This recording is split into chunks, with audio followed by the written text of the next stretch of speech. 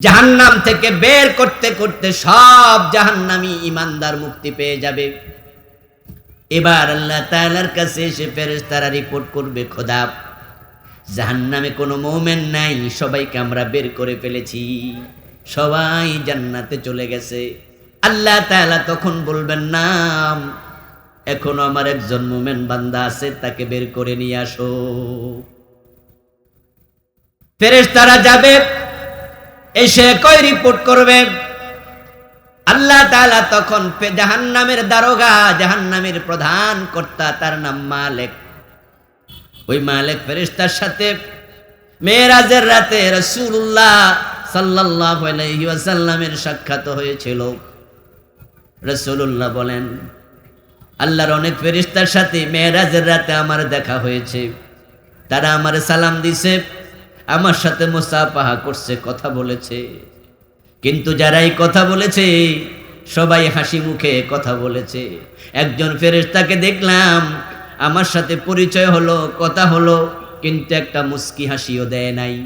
আমি জিবরিল আমিনকে জিজ্ঞাসা করলাম, ভাই জিবরিল, এই ফেরেশতা সামান্য হাসি দিয়া কথা বললো না, কারণটা কি?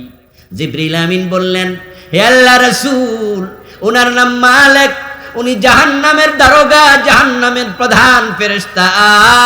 সৃষ্টির পর থেকে কোনোদিন হাসে নাই, কোনোদিন এ ফেরেশতা হাসবেও না, কারণ জাহান্নামের ভয়াবহ আযাবের কারণে উনি হাসি দিতে ভুলেই গেছে। আল্লাহ তাআলা মালিক ফেরেশতাকে ডাকবেন, ডেকে বলবেন, ও মালিক, আমার একজন বান্দা এখনো আছে জাহান্নামে, তাকে বের করে নিয়ে আসো। মালিক ফেরেশতা জাহান্নামকে তেমনই চিনে, আপনার মা আপনাকে যেমন চিনে। ও প্রিয় ভাই, আপনার মাথার কোন জায়গায় কালো তিল আছে, আপনার পিঠের মাঝখানে কোনো কালো দাগ আছে, যেটা আপনি কোনোদিন দেখেন নাই, আপনার মা সেটাও জানে। সন্তানকে মা এতটাই চিনে, এতটাই চিনে, 5 বছর পরে বিদেশ থেকে যদি সন্তান বাড়িতে আসে, আসার খবর মাকে দেয়নি, এয়ারপোর্ট থেকে লুকায় লুকায় রাতের 1টা বাজে ঘরের দরজায় এসে সারপ্রাইজ দেবে, মাকে জানাবে না, বাবাকে জানাবে না, রাতের 1টায় দরজায় নক করে যদি মা বলে ডাক দেয়, ঘুমন্ত মা সন্তানের কণ্ঠের আওয়াজ শোনার সাথে সাথে মা বুঝে নেবে কে এসেছে, পরিচয় জিজ্ঞাসা করা লাগবে না, মা সন্তানের কণ্ঠস্বরটাও চিনে। ওই মালিক ফেরেশতা জাহান্নামকে এমনই চিনে, পুরা জাহান্নাম খুঁজে এসে আল্লাহকে বলবে, আল্লাহ, জাহান্নামে কোনো মুমিন নাই। আল্লাহ তাআলা বলবেন, এ মালিক, তুমি কি বলছো এসব? জাহান্নামের দিকে একটু কান পেতে শোনো তো, কি আওয়াজ আসছে। মালিক ফেরেশতা জাহান্নামের দিকে কান পেতে শুনতে পাবে, আওয়াজ আসছে, সুবহান কুদ্দুসুন রব্বুনা ওয়া রব্বুল মালাইকাতি ওয়ার রূহ। আল্লাহ বলবেন, দেখো, রব্বুনা রব্বুনা বলে চিৎকার দিচ্ছে, আমার তাসবিহ পড়ছে, এই কণ্ঠস্বরওয়ালা এই ব্যক্তি হচ্ছে আমার সর্বশেষ মুমিন বান্দা, যাও তাকে বের করে নিয়ে আসো। উনার কণ্ঠ অনুসরণ করে মালিক ফেরেশতা জাহান্নামে ঢুকবেন, কিন্তু এমন এক জায়গা থেকে আওয়াজটি পাবেন যেখানে কোনো মানুষ নেই। উনি তাকিয়ে দেখবেন জাহান্নামের কিছু পোকামাকড় পড়ে আছে, ধাউ ধাউ করে আগুন জ্বলছে। মালিক ফেরেশতার শব্দ অনুসরণ করে জাহান্নামের পোকামাকড়গুলো সরাবেন, সরায়া দেখতে পাবেন আল্লাহর এক বান্দা, ফাইন্নাহু ইয়াকুনু হুমামা। সেই মুসলিমের হাদিস, প্রিয় নবী বলেন, ওই লোকটা জ্বলতে জ্বলতে লাকড়ি জ্বলে যেমন অঙ্গার হয়ে যায়, কালো অঙ্গার হয়ে গেছে। পোকামাকড় সরাবেন, পোকামাকড় কামড়াচ্ছে, তার উপরে পড়ে আছে, সবল মারতেছে, লোকটা অঙ্গার সমকালো, কিন্তু তার মুখ দিয়ে ওই আওয়াজ আসছে, তাকে ধরে টেনে তুলবে। মালিক ফেরেশতা বলবে, তোমার জন্য সুসংবাদ, আল্লাহ তোমাকে ক্ষমা করে দিয়েছে, তুমি চলো, তোমার জান্নাত আল্লাহ তাআলা নির্ধারণ করেছে, চলো সেদিকে। قال النبي صلى الله عليه وسلم ইয়াখরুজু মিনান নারি হাবওয়াম, ওই লোকটা যে হেঁটে বের হবে, হাঁটার মতো শক্তি তার দেহের মাঝে নাই, তাই সে তার ব্যাকসাইডের উপরে, তার পাছার উপরে ভর করে ক্রলিং করতে থাকবে। ইয়াখরুজু মিনান নারি হাবওয়াম, ছোট বাচ্চা হাঁটা শিকার আগে যেমন হাঁটুর উপরে ভর দিয়া, দুই হাতে ভর দিয়া হামাগুড়ি করে, ওই লোকটা হামাগুড়ি দিতে দিতে আস্তে আস্তে করে জাহান্নাম থেকে বের হবে। তারপরে আল্লাহর জান্নাত দেখা দিয়া মালিক ফেরেশতা বলবেন, ওই তো জান্নাত দেখা যায়, জান্নাতে ঢোকো। ওই লোক জান্নাতে যাওয়ার জন্য আগাবে, কিন্তু জান্নাতের দ্বার রক্ষী ফেরেশতারা বলবে না, নো এন্ট্রেন্স, প্রবেশ নিষেধ। এরকম কালো শরীর নিয়ে, অঙ্গার সমদেহ নিয়া আল্লাহর জান্নাতে ঢুকা যাবে না। তখন সে বলবে, আল্লাহ তো আমার জান্নাত দিছে, তোমরা বাধা দেয় আর কে? তখন ফেরেশতারা বলবে, তাই বুঝি, তাহলে গোসল করে আসো। ওই যে একটা ঝর্ণা দেখা যায়, ওই ঝর্ণার নাম হলো নাহারুল হায়াত, ওটা জান্নাত এবং জাহান্নামের মাঝখানে থাকবে। আওয়াজ দিয়া বলেন সুবহানাল্লাহ। ওই নাহারুল হায়াত নামক ঝর্ণা দেখা দেবে, হামাগুড়ি দিতে দিতে লোকটা সে ঝর্ণায় যাবে। রাসূলুল্লাহ সাল্লাল্লাহু আলাইহি ওয়াসাল্লাম বলেন, ওই ঝর্ণায় সে নামবে, নেমে ডুব দেবে। ডুব দিয়া যখন মাথা তুলবে, নালার পাশের ঘাস যেমন সতেজ হয়, রাসূলুল্লাহর উদাহরণ খুব চমৎকার। যেখানে নালা আছে, পানি যায়, ওই নালার পাশের ঘাসগুলো একটু সতেজ হয়, একটু রুষ্টপুষ্ট হয়, একবারে সবুজ সবুজ থাকে। রাসূল বলেন, ওই ঝর্ণা থেকে ডুব দিয়া মাথা তোলার সাথে সাথে সতেজ সুপুরুষ জান্নাতি মানুষে পরিণত হয়ে যাবে।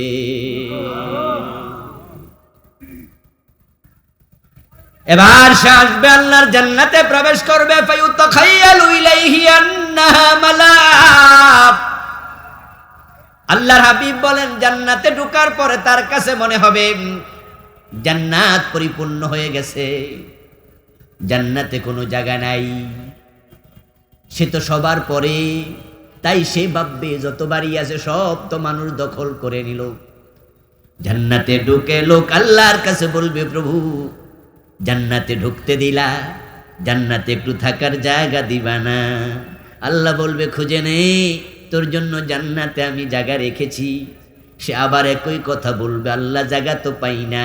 তিনবার বলার পরে আল্লাহ বলবেন, কতটুকু চাও বলো। ওই লোকটার মনে পড়ে যাবে, জাহান্নামে কত কষ্টে ছিলাম, মুক্তি পেয়েছি এটাই তো বেশি। তাই সে বলবে, আল্লাহ সামান্য হলে আমি খুশি।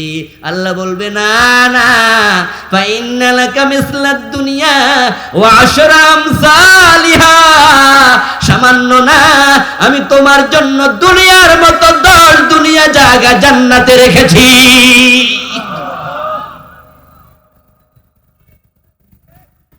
এই হাদিসের বর্ণনাকারী সাহাবী বলেন, রাসূলুল্লাহ সাল্লাল্লাহু আলাইহি ওয়াসাল্লাম স্বাভাবিকত তিনি মুস্কি হাসতেন। রাসূল কখনো অট্ট হাসি দিতেন না, রাসূলুল্লাহ মুস্কি হাসি দিতেন। এটা সুন্নাহ, এজন্য আপনারাও মুস্কি হাসি দেবেন। অট্ট হাসি দিলে চেহারার নূর কমে যায়, অট্ট হাসি দিলে হৃদয় মরে যায়। তো অট্ট হাসি দিবেন না, মুস্কি হাসি শিখবেন। আবার গোমরা মুখেও থাকবেন না। এমন আল্লাহর অনেক বান্দা আছে যারা সারাক্ষণ জোরে জোরে হাসে, আবার এমন বান্দাও আছে যারা হাসতে জানে না, পেশার মতো মুখ কালা করে রাখে। দুটাই প্রান্তিকতা, দুটাই বর্জনীয়। হাসতে জানে না, সারাক্ষণ একটা ভাব ধরে থাকে। স্কুলের প্রধান শিক্ষক, কলেজের প্রিন্সিপাল, অফিসের বস, ব্যাংকের ম্যানেজার, কোম্পানির এমডি মনে মনে ভাবে, হাসলে তো অধীনস্থরা আমাকে লুজ অর্গানাইজার, আমাকে লুজ অফিসার মনে করবে, তারা আমারে ভালো মানবে না। এজন্য তিনি সারাক্ষণ আজরাইলের ছোট ভাইয়ের মতো ভাব ধরে থাকে।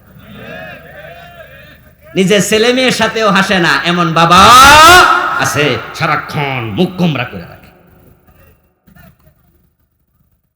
ভুল চিন্তা আপনার ভিতরে ঢুকে গেল, আপনি ভাবছেন আপনি হাসলেই, হাসি দিয়ে কথা বললে অধীনস্থরা আপনাকে লুজ ভাববে, দুর্বল ভাববে, মোটেও নয়। এটা আপনার চিন্তার বৈকল্য, চিন্তার প্রতিবন্ধিতা। নবী মুহাম্মদুর রাসূলুল্লাহ সাল্লাল্লাহু আলাইহি ওয়াসাল্লামের ব্যাপারে সাহাবী বলছেন, মা রাআইতু আহাদান আকসারা তাবাসসুমান মিন রাসূলিল্লাহি সাল্লাল্লাহু আলাইহি ওয়াসাল্লাম, আমি বিশ্ব নবীর মতো হাসি দিয়ে কথা বলতে কোনো মানুষকে দেখি নাই।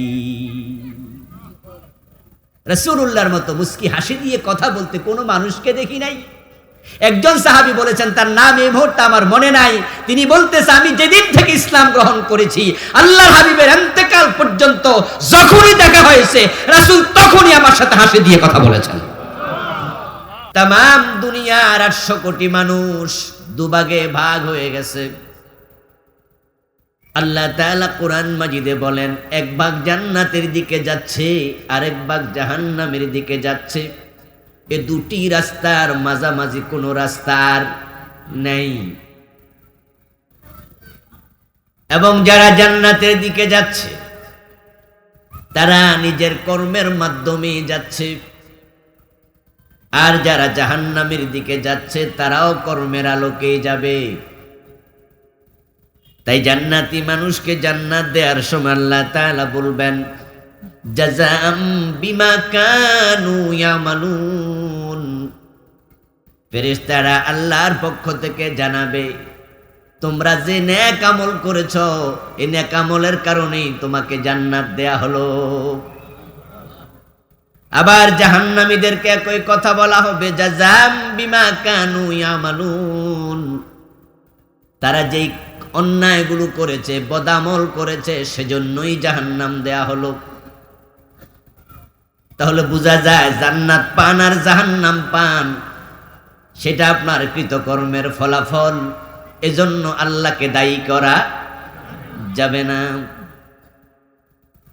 আল্লাহ তাআলা জান্নাত এবং জাহান্নাম দুটাই বানালেন, কিন্তু কোরআন মাজিদে আমাদেরকে একবারও জাহান্নামের দিকে যেতে বলেন নাই।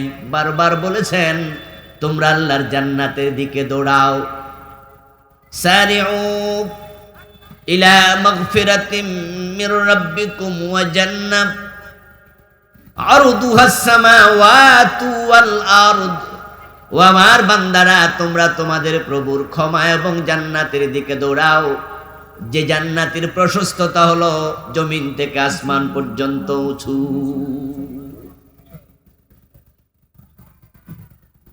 ও রাসূল, আপনি আমার উম্মত বান্দাদেরকে আপনি জানায়া দেন, আদাতু লিইবাদিয়াস সালিহিন, আমি আমার এই সৎকর্মশীল ভালো বান্দাদের জন্য এমন এক জান্নাত বানাইছি, মালা আইনুন রাত, যেটা কত চমৎকার হবে কোনো চোখ কোনোদিন তা দেখে নাই।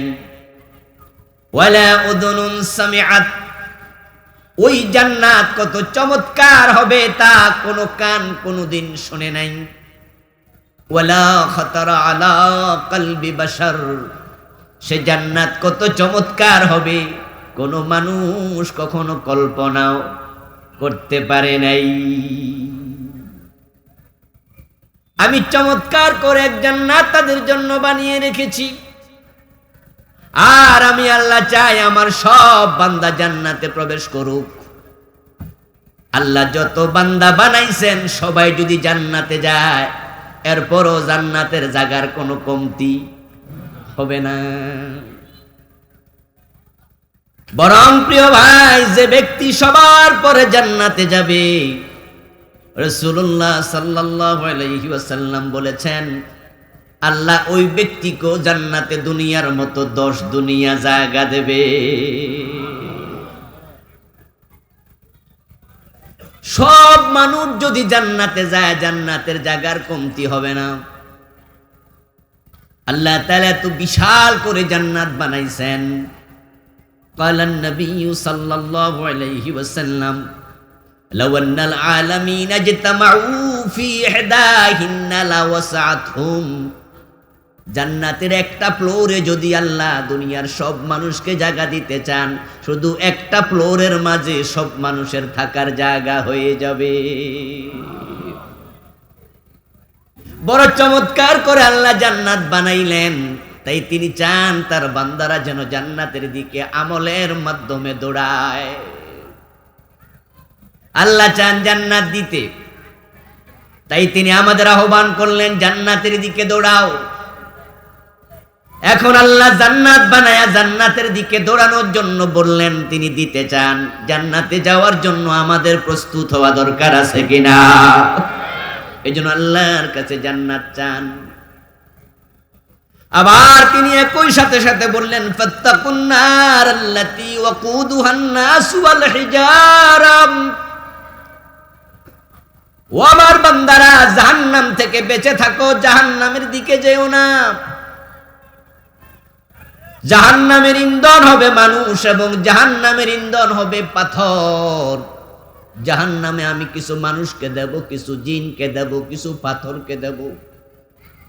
লামলাআন্না জাহান্নামা মিনাল জিন্নাতি ওয়ান নাসি আজমাইন। এখন যে মানুষগুলো জাহান্নামী হবে, যে জিনগুলো জাহান্নামী হবে, তোমরা তাদের অন্তর্ভুক্ত হইও না। ইন্না আযাবাহা কানা গরামা, কারণ জাহান্নামের শাস্তি ভোগ করার মতো ক্ষমতা তোমাদের নেই। তোমরা জাহান্নাম থেকে বেঁচে থাকো, আল্লাহর জান্নাতের দিকে দৌড়াতে থাকো। এই হলো আল্লাহর কথা। এবার আমি আপনাদের কাছ থেকে একটু জানতে চাই, সংক্ষেপে বলুন তো, এ দুনিয়ার 800 কোটি মানুষ জান্নাতের পথে বেশি না জাহান্নামের পথে বেশি? আল্লাহ কইল কি আর আমরা করছি কি? এই 800 কোটি মানুষের মাঝে 600 কোটির উপরে কাফের মুশরিক, মাত্র 250 কোটির মতো মুসলমান। যারা কাফের মুশরিক তাদের জন্য জান্নাত হারাম। বরং ইন্নাল্লাযীনা কাফারু মিন আহলিল কিতাবি ওয়াল মুশরিকিনা ফী নারি জাহান্নাম খালিদিনা ফিহা। যারা কাফের, যারা মুশরিক, আল্লাহ বলে তারা জাহান্নামে যাবে এবং চিরকাল জাহান্নামে থাকবে। কোন মুশরিক, কোন কাফের কখনো জাহান্নাম থেকে বের হতে পারবে না। এবার আপনারা একটু বলুন তো, আল্লাহর কথার সাথে একমত হয়ে কাফের এবং মুশরিক জান্নাতি না জাহান্নামী? তাহলে 600 কোটি কাফের কোন রাস্তায় আছে? মানুষ আছে বর্তমান পৃথিবীতে কত কোটি? তাহলে বাকি থাকলো আর 200 কোটির কম বেশি।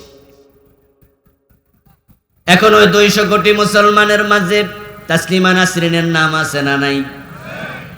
হে কি জান্নাতের পথে আছে? সালমান রুশদির নাম আছে না নাই? সে কি জান্নাতের পথে আছে? আসিফ মহিউদ্দিনের নাম আছে না নাই? সে কি জান্নাতের পথে আছে? শাহরিয়ার কবিরের নাম আছে না নাই? এ মুরগি কবির কি জান্নাতের পথে আছে? এরকম আরো কত মুসলমানের সন্তান এক ওয়াক্ত নামাজও পড়ে না, জুমাটাও পড়ে না, এমনও আছে না নাই?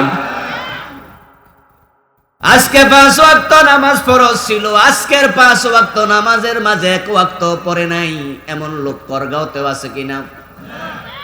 আমাদের কারো কারো বাড়ি ঘরেও যারা নামাজ পড়ে না, ইমানদার দাবি করার কোন অধিকার তার নেই।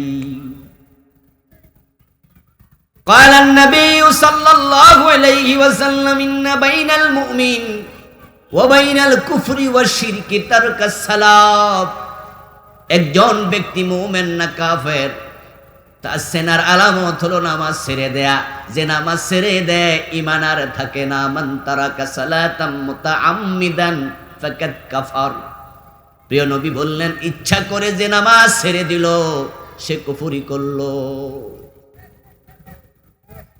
600 কোটি বাদ দেন, এখন 250 কোটির মাঝে নামাজি কত? قال النبي صلى الله عليه وسلم تفترق أمتي على 73 ملة كلهم في النار إلا واحدة। আমার রাসূল বলেন, আমার উম্মত গুলো 73 দলে ভাগ হয়ে যাবে, তার মাঝে 72 দল জাহান্নামী হবে। 600 কোটি কাফের বাদ দিলেন, থাকলো আর 200 কোটি, 250 কোটি। তারা রাসূলের উম্মত দাবি করছে। তারা হবে 72 দল, 73 দল। তার মাঝে জান্নাতি হবে একমাত্র এক দল, জাহান্নামী হবে 72 দল। তাহলে এবার হিসাব করেন জান্নাতের রাস্তায় মানুষের সংখ্যা কত কম। এখন জান্নাতের রাস্তায় মানুষ কমই হবে। কোরআনে আল্লাহ এটাই বলছেন, কালিলাম মিন ইবাদিয়াশ শাকুর, আমার কৃতজ্ঞ বান্দার সংখ্যা হবে খুবই নগণ্য। কালিল মানে কি? আলেম ওলামা ভাইরা কথা বলুন একটু, কালিল শব্দের অর্থ কি? কালিল মানে এবার আপনারা বলেন, কালিল অর্থ কি? কম, অল্প। কালিলাম মিন ইবাদিয়াশ শাকুর, আমার কৃতজ্ঞ বান্দার সংখ্যা বড় কম হবে। শুকরিয়া শব্দের বিপরীত হলো কুফর। এর মানে দাঁড়ালো কাফের সংখ্যাই হবে বেশি। ওয়ালা তাজিদু আকসারাহুম শাকিরিন। শয়তান আল্লাহর কাছে চ্যালেঞ্জ করে বলেছিল, ও আমার রব, ফাবিমা গাওয়াইতানি লাআকুদান্না লাহুম সিরাতাকাল মুস্তাকিম। যে আদমের কারণে আমি পথহারা হয়ে গেলাম, আমি শয়তান তোমার ইজ্জতের কসম করে বলছি, ওই আদমের সন্তান জান্নাতে যখন রওনা দেবে, আমি ওই সিরাতে মুস্তাকিমে তাদের জন্য অপেক্ষারত থাকব। যখন তারা জান্নাতের পথ ধরে আগাবে, সুম্মা লাতিয়ান্নাহুম মিন বাইনি আইদিহিম, আমি তাদের ডান পাশ দিয়া সামনে দিয়া দাঁড়ায়া যাব, ওয়া মিন খালফিহিম পিছন দিয়া দাঁড়ায়া যাব, ওয়ান আইমানিহিম ডান পাশে আক্রমণ করব, ওয়ান শামাইলিহিম বাম পাশে আক্রমণ করব, ওয়ালা তাজিদু আকসারাহুম শাকিরিন। রেজাল্ট দাঁড়াবে অধিকাংশকে শুকরওয়ালা পাবা না, আমি কাফের বানাইয়া ছেড়ে দেব। এই জন্য কোরআনে আল্লাহ বলছে, আকসারুহুম লা ইয়াকিলুন, আকসারুহুম লা ইয়াকিলুন, আকসারুহুম লা ইউমিনুন।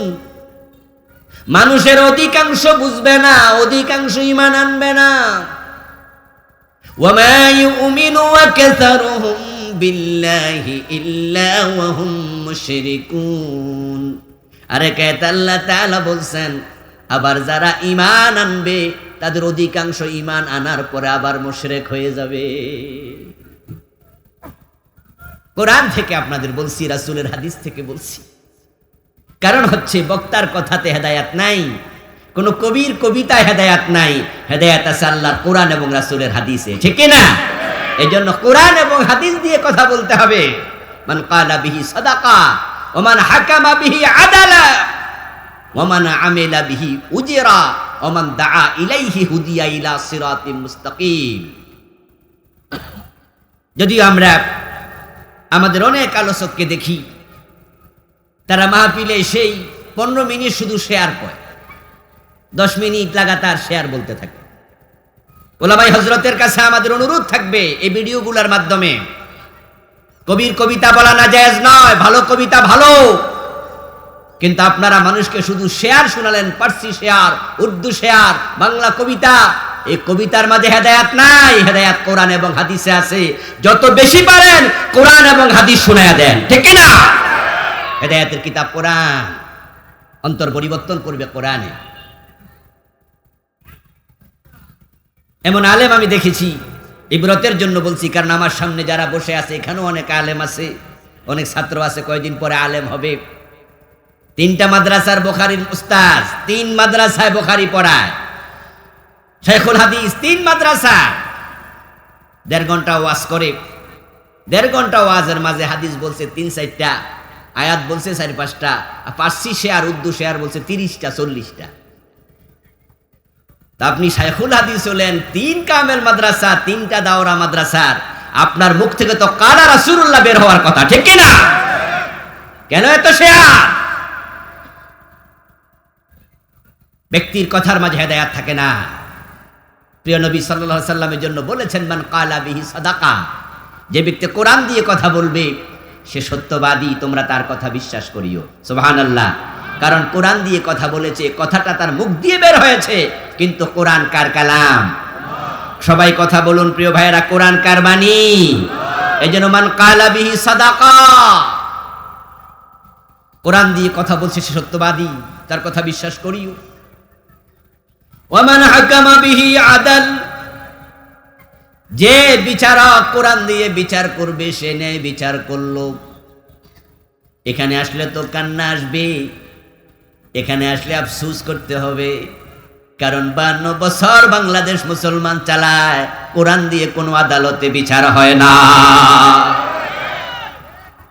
আমাদের বিচারপতিরা বিচার করছে ব্রিটিশ আইনে, আর আমরা মুসলমানেরা 52 বছর তাকায় তাকায় দেখছি শুধু। এ বিষয়ে উদ্যোগ নিচ্ছি না, আল্লাহর কাছে জবাব দিতে হবে। নবী মুহাম্মদুর রাসূলুল্লাহ সাল্লাল্লাহু আলাইহি ওয়াসাল্লাম বলেছেন, আমার মেয়ে ফাতেমা চুরি করলে ফাতেমার হাত কেটে দেয়া হবে, চোর ধরে হাত কেটে দিতে হবে। আইন আল্লাহর কোরআনে আছে কিনা? জবাব দেন, আছে না নাই? আস-সারিকু ওয়াস-সারিকাতু ফাকতাউ আইদিয়াহুমা জাযাআম বিমা কাসাবা নাকালাম মিনাল্লাহ। আল্লাহ তাআলা বলছেন, চোর মহিলা হোক আর পুরুষ হোক, হাত কেটে দাও, এটা তাদের পাপের শাস্তি, আল্লাহর পক্ষ থেকে এটাই বিধান। 52 বছরের বাংলাদেশে কয়জন চোরের হাত কাটছেন? কথা বলেন না কেন? কয়জনের হাত কাটছেন? এই দেশে চোর আছে না নাই? চোরের জ্বালা আমরা অস্থির, দেশটা ফতুর হয়ে যাচ্ছে, রাস্তাঘাট বানানোর 1 বছরের ব্যবধানে চামড়া উঠে যায়। এই চোরগুলো দেশের টাকা কানাডা পাঠাইয়া বাড়ি বানাচ্ছে, আমেরিকায় বাড়ি করছে।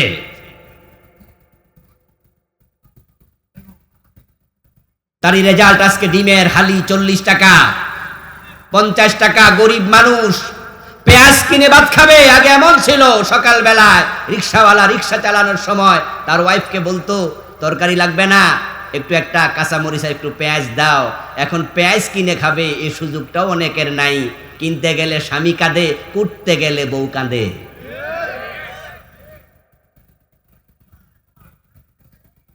বিশ্ব অর্থনৈতিক মন্দা চলছে। ইউক্রেন যুদ্ধের কারণে তাম পৃথিবীতে দ্রব্য মূল্য বেড়েছে, আমরা সবাই জানি। আপনি আমাকে বুঝাবেন, হুজুর তাম পৃথিবীতে জিনিসের দাম বেড়েছে, শুধু বাংলাদেশের কথা আপনি কেন বলেন? আমি তার জবাবে বলবো, হ্যাঁ, রিজার্ভে যদি হাজার হাজার কোটি ডলার থাকতো, কোটি কোটি ডলার থাকতো, চুরি না হতো দেশের সম্পদ, তাহলে ভর্তুকি দিলে দাম আর বাড়তো না, গরিব মানুষ 2 বেলা খেয়ে বেঁচে থাকতে পারত। চুরি বন্ধ করা যায়নি, কিভাবে বন্ধ করবেন? আপনারা তো আইন বানিয়েছেন, চোর ধরে জেলে দাও। আল্লাহর আইন ছাড়া শান্তি আসবে না। চোর জেলে দিলেন, চোরগুলো জেলে দেয়া 6 মাস থাকে, 1 বছর থাকে, তারপরে বেরিয়ে আসে। ঢুকছে সময় চোর, বের হওয়ার সময় ডাকাত হয়ে বের হয়।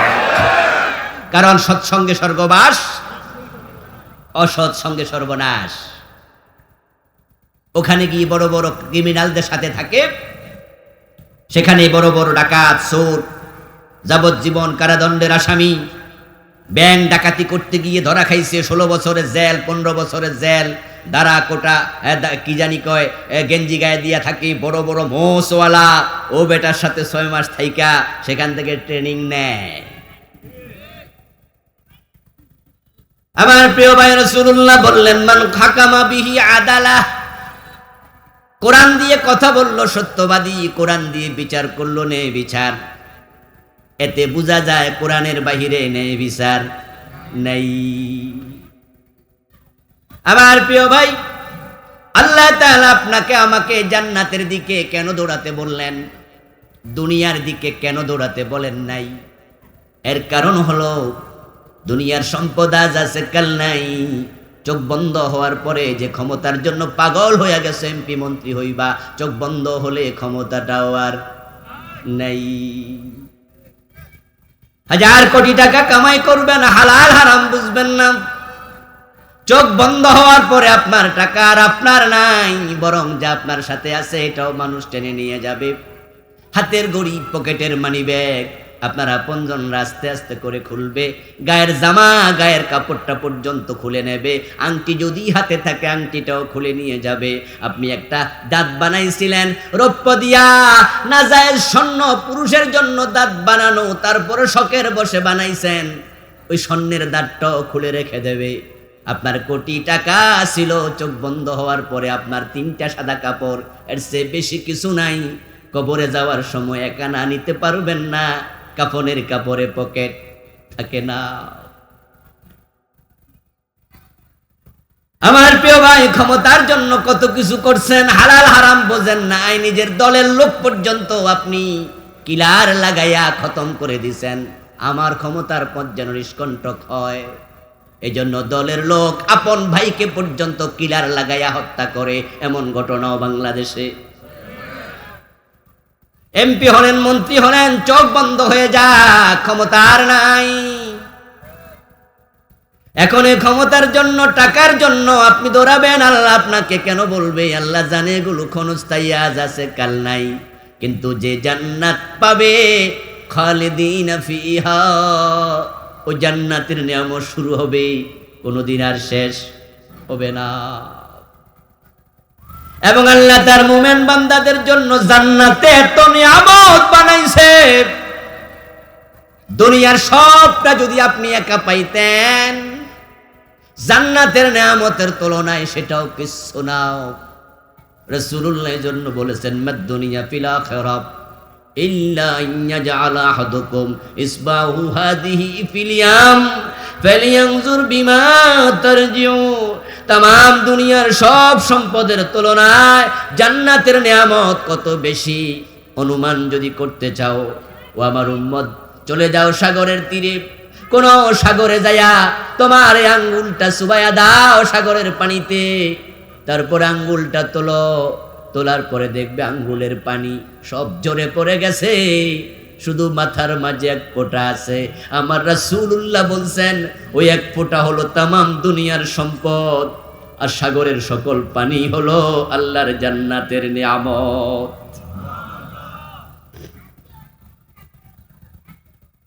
ও প্রিয় ভাই, বাড়ি কিনবেন, গাড়ি করবেন, কেন সুদে টাকা লাগান? কেন ঘুষ খান? কেন মানুষের হক জবরদখল করেন? টাকা হইলে বাড়ি কিনবেন, গাড়ি করবেন, কতটুকু জমিন কিনবেন? আপনাদের কিশোরগঞ্জের কৃতি সন্তান কন্ট্রাক্টর আলহাজ জহিরুল ইসলাম সাহেব বাংলাদেশের 1 নাম্বার ধনী মানুষ ছিল। বলুন তো, পুরা বাজিতপুর উনি কিনতে পারছে? এতগুলো মানুষ কথা বলে না কেন ভাইয়েরা?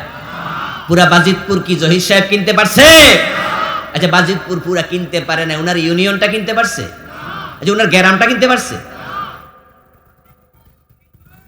পারবে না। দুনিয়ার মানুষ কি আর পারব, কতটুকু আর পারবে? আর আল্লাহ জান্নাতে সবার পরে যাকে দেবে, আমার রাসূল বলছেন, দুনিয়ার মতো 10 দুনিয়া জায়গা দেবে। এগুলো কোনো কাহিনী নয়, কোন কবির লেখা কবিতা নয়, আবেগে বলা কোনো ব্যক্তির বক্তব্য নয়। আল্লাহর হাবিব বলছেন, সবার পরে আল্লাহ যাকে জান্নাত দেবে, লোকটা জান্নাতে ছিলই না, সে ছিল মূলত জাহান্নামে। অপরাধী ছিল, কিন্তু ঈমান ছিল। আল্লাহ ঈমানের কারণে মানুষকে অপরাধ পরিমাণ শাস্তি ভোগের পরে নাজাত দেবেন, জান্নাত দেবেন, জাহান্নাম থেকে বের করতে থাকবেন। এক পর্যায়ে আল্লাহ তাআলা জাহান্নাম থেকে সব মুমিনকে বের করার সিদ্ধান্ত নেবেন। যেদিন এই সিদ্ধান্ত নেবেন, সেদিন তিনি জাহান্নামের ফেরেশতাদেরকে বলবেন, আখরিজু মিনান নারি মান কানা ফি কলবিহি মিসকালু হাববাতিন মিন ঈমান। ও জাহান্নামের ফেরেশতারা, যত মুমিন জাহান্নামে আছে, সরিষার দানা পরিমাণ ঈমানও যদি থাকে, আমি আল্লাহ সাধারণ ক্ষমা করে দিলাম, সবাইকে জাহান্নাম থেকে মুক্ত করে দাও। আখরিজু, বের করে নিয়ে আসো। ফেরেশতারা জাহান্নামে ঢুকবে, ঈমানদারদেরকে তারা চিনবে, কারণ যাদের ঈমান আছে তারা নামাজি ছিল, যার নামাজ ছিল না তার ঈমান ছিল না। জাহান্নামের আগুন জাহান্নামীর পুরা দেহ খেয়ে ফেলবে, ইল্লা আসরা সুজুদ, প্রিয় নবী সাল্লাল্লাহু আলাইহি সাল্লাম বলেন, তবে সিজদার জায়গা কপাল জাহান্নামের আগুন ভক্ষণ করতে পারবে না। আমার প্রিয় ভাইরা, ওই সিজদার জায়গা দেখে দেখে তাদেরকে বের করবে। জাহান্নাম থেকে বের করতে করতে সব জাহান্নামী ঈমানদার মুক্তি পেয়ে যাবে। এবার আল্লাহ তাআলার কাছে এসে ফেরেশতারা রিপোর্ট করবে, খোদা জাহান্নামে কোনো মুমিন নাই, সবাইকে আমরা বের করে ফেলেছি, সবাই জান্নাতে চলে গেছে। আল্লাহ তাআলা তখন বলবেন, না, এখনো আমার একজন মুমিন বান্দা আছে, তাকে বের করে নিয়ে আসো। ফেরেশতারা যাবে, এসে কই রিপোর্ট করবে। আল্লাহ তাআলা তখন জাহান্নামের দারোগা, জাহান্নামের প্রধান কর্তা, তার নাম মালিক। ওই মালিক ফেরেশতার সাথে মেরাজের রাতে রাসূলুল্লাহ সাল্লাল্লাহু আলাইহি ওয়াসাল্লামের সাক্ষাৎ হয়েছিল। রাসূলুল্লাহ বলেন, আল্লাহর অনেক ফেরেশতার সাথে মেরাজের রাতে আমার দেখা হয়েছে, তারা আমারে সালাম দিছে, আমার সাথে মুসাফাহা করছে, কথা বলেছে। কিন্তু যারাই কথা বলেছে সবাই হাসি মুখে কথা বলেছে। একজন ফেরেশতাকে দেখলাম, আমার সাথে পরিচয় হলো, কথা হলো, কিন্তু একটা মুস্কি হাসিও দেয় নাই। আমি জিবরিল আমিনকে জিজ্ঞাসা করলাম, ভাই জিবরিল, এই ফেরেশতা সামান্য হাসি দিয়া কথা বলল না, কারণটা কি? জিবরিল আমিন বললেন, হে আল্লাহর রাসূল, ওনার নাম মালিক, উনি জাহান্নামের দারোগা, জাহান্নামের প্রধান ফেরেশতা। সৃষ্টির পর থেকে কোনোদিন হাসে নাই, কোনোদিন এ ফেরেশতা হাসবেও না, কারণ জাহান্নামের ভয়াবহ আযাবের কারণে উনি হাসি দিতে ভুলেই গেছে। আল্লাহ তাআলা মালিক ফেরেশতাকে ডাকবেন, ডেকে বলবেন, ও মালিক, আমার একজন বান্দা এখনো আছে জাহান্নামে, তাকে বের করে নিয়ে আসো। মালিক ফেরেশতা জাহান্নামকে তেমনই চিনে, আপনার মা আপনাকে যেমন চিনে। ও প্রিয় ভাই, আপনার মাথার কোন জায়গায় কালো তিল আছে, আপনার পিঠের মাঝখানে কোনো কালো দাগ আছে, যেটা আপনি কোনোদিন দেখেন নাই, আপনার মা সেটাও জানে। সন্তানকে মা এতটাই চিনে, 5 বছর পরে বিদেশ থেকে যদি সন্তান বাড়িতে আসে, আসার খবর মাকে দেয়নি, এয়ারপোর্ট থেকে লুকায় লুকায় রাতের 1টা বাজে ঘরের দরজায় এসে সারপ্রাইজ দেবে, মাকে জানাবে না, বাবাকে জানাবে না।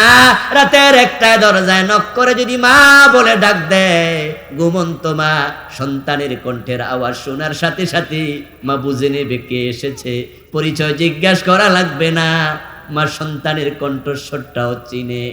ওই মালিক ফেরেশতা জাহান্নামকে এমনই চিনে, পুরা জাহান্নাম খুঁজে এসে আল্লাহকে বলবে, আল্লাহ, জাহান্নামে কোনো মুমিন নাই। আল্লাহ তাআলা বলবেন, এ মালিক, তুমি কি বলছো এসব? জাহান্নামের দিকে একটু কান পেতে শোনো তো, কি আওয়াজ আসছে। মালিক ফেরেশতা জাহান্নামের দিকে কান পেতে শুনতে পাবে, আওয়াজ আসছে, সুবহান কুদ্দুসুন রব্বুনা ওয়া রাব্বুল মালাইকাতি ওয়ার রূহ।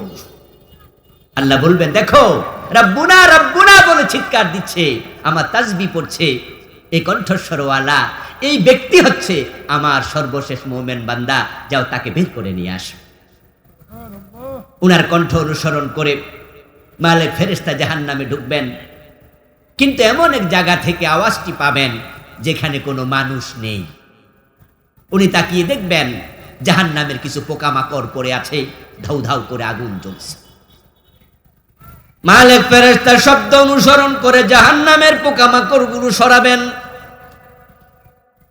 সরায়া দেখতে পাবেন আল্লাহর এক বান্দা, ফাইন্নাহু ইয়াকুনু হুমামা। সেই মুসলিমের হাদিস, প্রিয় নবী বলেন, ওই লোকটা জ্বলতে জ্বলতে লাকড়ি জ্বলে যেমন অঙ্গার হয়ে যায়, কালো অঙ্গার হয়ে গেছে। পোকামাকড় সরাবেন, পোকামাকড় কামড়াচ্ছে, তার উপরে পড়ে আছে, সবল মারতেছে, লোকটা অঙ্গার সমকালো, কিন্তু তার মুখ দিয়ে ওই আওয়াজ আসছে। তাকে ধরে টেনে তুলবে, মালিক ফেরেশতা বলবে, তোমার জন্য সুসংবাদ, আল্লাহ তোমাকে ক্ষমা করে দিয়েছে। তুমি চলো, তোমার জান্নাত আল্লাহ তাআলা নির্ধারণ করেছে, চলো সেদিকে। ক্বালান নবী সাল্লাল্লাহু আলাইহি ওয়াসাল্লাম ইয়াখরুজু মিনান নারি হাবওয়াম। ওই লোকটা যে হেঁটে বের হবে, হাঁটার মতো শক্তি তার দেহের মাঝে নাই, তাই সে তার ব্যাকসাইডের উপরে, তার পাছার উপরে ভর করে ক্রলিং করতে থাকবে। ইয়াখরুজু মিনান নারি হাবওয়াম। ছোট বাচ্চা হাঁটা শিকার আগে যেমন হাঁটুর উপরে ভর দিয়া, দুই হাতে ভর দিয়া হামাগুড়ি করে, ওই লোকটা হামাগুড়ি দিতে দিতে আস্তে আস্তে করে জাহান্নাম থেকে বের হবে। তারপরে আল্লাহর জান্নাত দেখা দিয়া মালিক ফেরেশতা বলবেন, ওই তো জান্নাত দেখা যায়, জান্নাতে ঢোকো। ওই লোক জান্নাতে যাওয়ার জন্য আগাবে, কিন্তু জান্নাতের দ্বার রক্ষী ফেরেশতারা বলবে না, নো এন্ট্রেন্স, প্রবেশ নিষেধ। এরকম কালো শরীর নিয়ে, অঙ্গার সমদেহ নিয়া আল্লাহর জান্নাতে ঢুকা যাবে না। তখন সে বলবে, আল্লাহ তো আমার জান্নাত দিছে, তোমরা বাধা দেয় আর কে? তখন ফেরেশতারা বলবে, তাই বুঝি, তাহলে গোসল করে আসো। ওই যে একটা ঝর্ণা দেখা যায়, ওই ঝর্ণার নাম হলো নাহারুল হায়াত, ওটা জান্নাত এবং জাহান্নামের মাঝখানে থাকবে। আওয়াজ দিয়া বলেন সুবহানাল্লাহ। ওই নাহারুল হায়াত নামক ঝর্ণা দেখা দেবে, হামাগুড়ি দিতে দিতে লোকটা সেই ঝর্ণায় যাবে। রাসূলুল্লাহ সাল্লাল্লাহু আলাইহি ওয়াসাল্লাম বলেন, ওই ঝর্ণায় সে নামবে, নেমে ডুব দেবে। ডুব দিয়া যখন মাথা তুলবে, নালার পাশের ঘাস যেমন সতেজ হয়, রাসূলুল্লাহর উদাহরণ খুব চমৎকার। যেখানে নালা আছে, পানি যায়, ওই নালার পাশের ঘাসগুলো একটু সতেজ হয়, একটু রুষ্টপুষ্ট হয়, একবারে সবুজ সবুজ থাকে। রাসূল বলেন, ওই ঝর্ণা থেকে ডুব দিয়া মাথা তোলার সাথে সাথে সতেজ সুপুরুষ জান্নাতি মানুষে পরিণত হয়ে যাবে।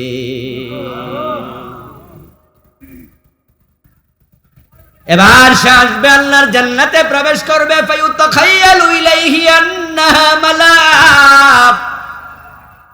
আল্লাহর হাবিব বলেন, জান্নাতে ঢোকার পরে তার কাছে মনে হবে জান্নাত পরিপূর্ণ হয়ে গেছে, জান্নাতে কোনো জায়গা নাই। সে তো সবার পরে, তাই সে ভাববে যত বাড়ি আছে সব তো মানুষ দখল করে নিল। জান্নাতে ঢুকে লোক আল্লাহর কাছে বলবে, প্রভু জান্নাতে ঢুকতে দিলা, জান্নাতে একটু থাকার জায়গা দিবা না? আল্লাহ বলবে, খুঁজে নে, তোর জন্য জান্নাতে আমি জায়গা রেখেছি। সে আবার একই কথা বলবে, আল্লাহ জায়গা তো পাই না। তিনবার বলার পরে আল্লাহ বলবেন, কতটুকু চাও বলো। ওই লোকটার মনে পড়ে যাবে, জাহান্নামে কত কষ্টে ছিলাম, মুক্তি পেয়েছি এটাই তো বেশি। তাই সে বলবে, আল্লাহ সামান্য হলে আমি খুশি। আল্লাহ বলবে, না না, ফাইন্না লাকা মিসলাদ দুনিয়া ওয়া আশরা আমসালিহা। সামান্য না, আমি তোমার জন্য দুনিয়ার মতো 10 দুনিয়া জায়গা জান্নাতে রেখেছি।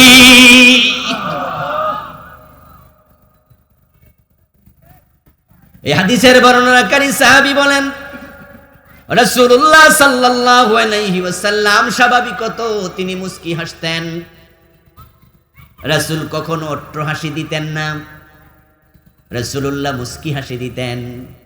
এটা সুন্নাহ, এজন্য আপনারাও মুস্কি হাসি দেবেন। অট্ট হাসি দিলে চেহারার নূর কমে যায়, অট্ট হাসি দিলে হৃদয় মরে যায়। তো অট্ট হাসি দিবেন না, মুস্কি হাসি শিখবেন। আবার গোমরা মুখেও থাকবেন না।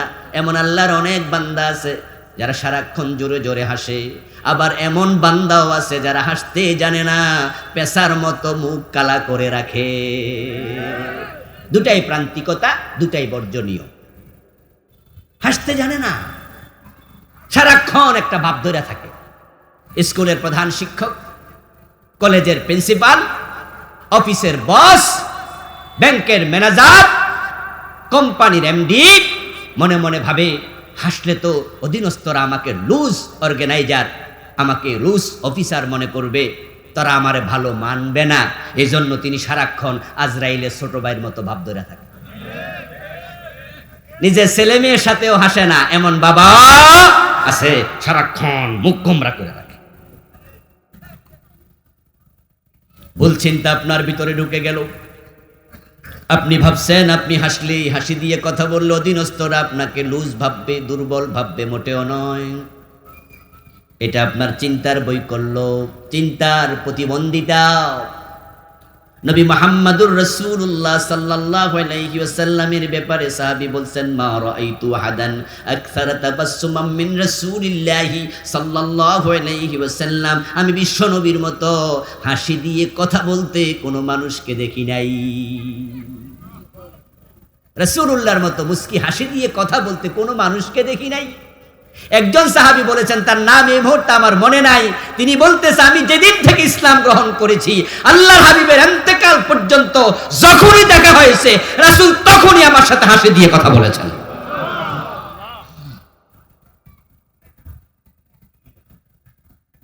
রাসূলুল্লাহ মদিনার প্রেসিডেন্ট ছিলেন, মদিনার প্রধান বিচারপতি ছিলেন, মদিনার প্রধান সেনাপতি ছিলেন। উনি হেসে হেসে কথা বলতেন, তাই বলে উনার অ্যাডমিনিস্ট্রেশন প্রশাসন লুজ হইয়া গেছে নাকি? সাহাবারা উনার কথা কি শুনতেন না? তা আপনি কে বলেছে গোমরা মুখে থাকতে?